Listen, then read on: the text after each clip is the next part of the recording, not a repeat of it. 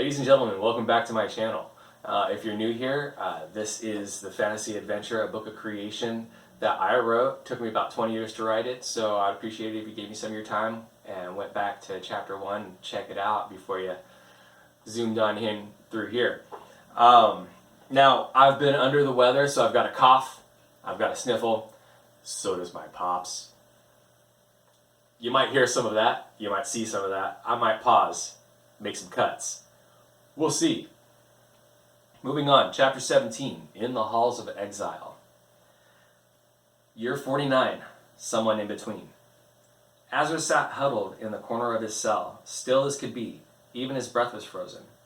With a sudden burst, he lurched forward and reached out to let loose a small, sharpened bone to sail through the air. He amused himself with it and with thoughts of using it as a weapon against the next closest captor. When the time comes, he thought. He practiced over and over to improve his aim. He had held on to one of the bones from the large rodent for years.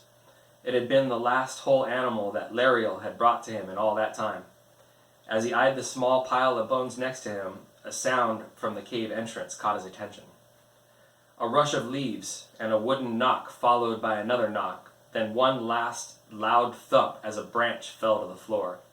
Azra stayed back to watch and see if any other surprises were to come, and sure enough, there came the shadowy silhouette of Lariel. The stocky lioness muscled her way down the steep entrance with something that hung from her mouth. When she was safely down to the floor, Azra made his way up with a smile. "Hello, my friend." He reached out to run his hands through the length of fur that had grown down from her scalp, down the whole length of her neck. "What have you brought for me?" He moved his hand down the side of her face and along her snout to the object she had held between her teeth. The light of the season had become extremely dim, and Azra strained to see any features. He thought to strike up a fire, but only had 2 strikers left until the next delivery. The item was covered in wetness, mostly slobber and drool, and Lariel gently let go as Azra took hold.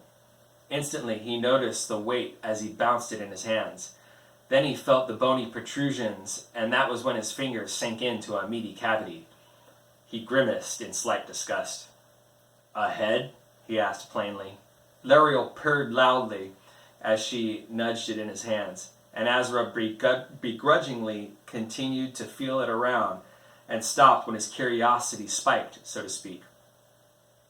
His fingers skimmed across what felt like not 1 but 2 long, sharp teeth that jutted out from its upper jaw, and Azra's grimace turned to a wide smile. "How do you know these things?" The head fell from his hands while he moved to hug the large feline, but she rebuffed his advance with a large paw that swatted him away.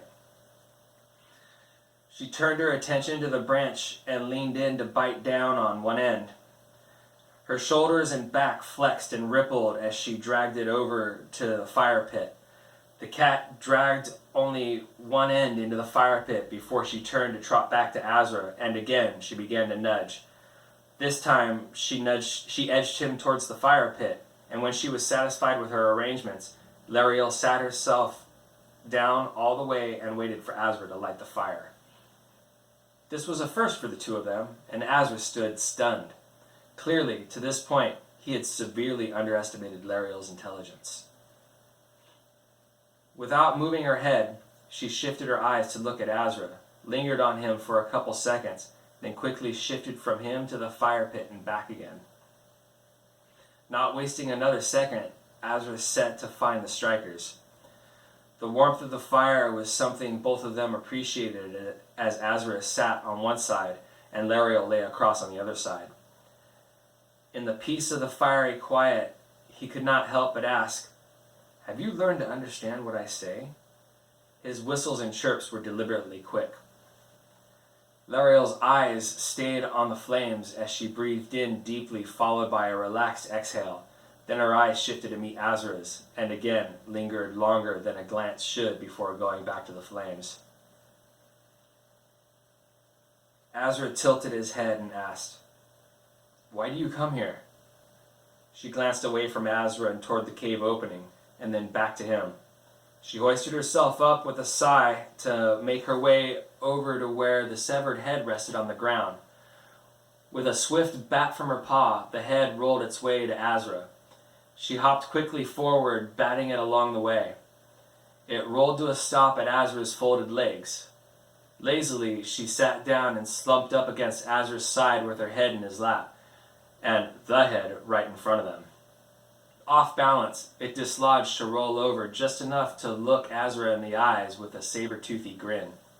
Azra grinned back at the grisly head while it cooked over the flames, and when the meat was just right, he set to pulling the charred flesh from the skull.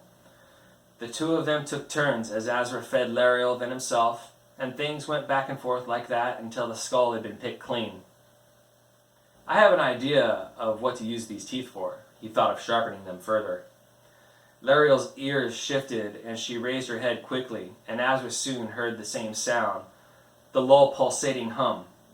Azra threw the skull into the corner, but before it could hit the ground, the ceiling washed away, and the cell was awash in that terrible, intense fluorescent light.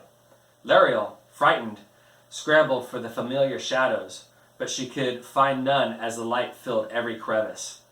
Not looking back, she bolted for the shaft that led to the barred entrance. One gun rang out with a ricochet, and then a second with a stunning pulse that hit Azra as he jumped in to shield Lariel's escape. Azra fell limp to the ground. "Hold your fire!" The man in white barked as he looked down at the prisoner. "Made yourself a friend, have we, Azra?" He smiled deviously as the gears turned in his head. "We had come here to see if you wish to discuss things." He held up the red gem. "But now I think you'll be more than willing to discuss things." He turned to his attendant. "Begin an area search for the animal."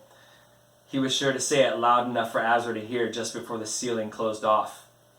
Panic had been something to which Azra certainly felt unaccustomed, and in the first 5 seconds his heart raced and pounded. He managed to get his arms under him, and with a rising shout, he flexed and pushed himself up off the ground to regain his composure. After that, his thoughts cleared up and pushed to one inevitable conclusion. He scrambled for the saber-tooth's head and yanked the teeth from it. Furiously, he began to scrub them against the stone to sharpen them as much as possible. The time has come. That's it, ladies and gentlemen. I really appreciate you hanging in there with me. Things are getting real. If you're still asking yourself a bunch of questions, that's fine. Keep asking yourself questions. Hang in there.